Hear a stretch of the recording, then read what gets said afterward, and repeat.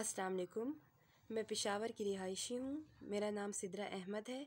मैं शोहर के हाथों घरेलू मसाइल से तंग होकर खुला अदालत के ज़रिए ले चुकी हूँ, लेकिन मुझे मेरे शोहर और ससुरालियों की तरफ से शदीद धमकियों का सामना है, जबकि मुल्ज़िमान मेरे घर पर आकर बराह रास्त फायरिंग भी कर चुके हैं और मेरी जान को भी शदीद ख़तरा है।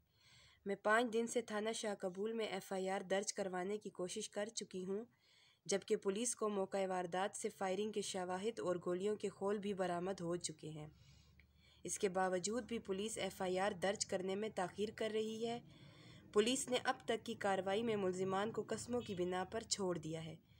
मेरी वज़ीर आला, IGP और गवर्नर साहब से अपील है कि जल्द अज जल्द मुल्ज़िमान को गिरफ़्तार करके मुझे तहफ़्फ़ुज़ फ़राहम किया जाए। शुक्रिया।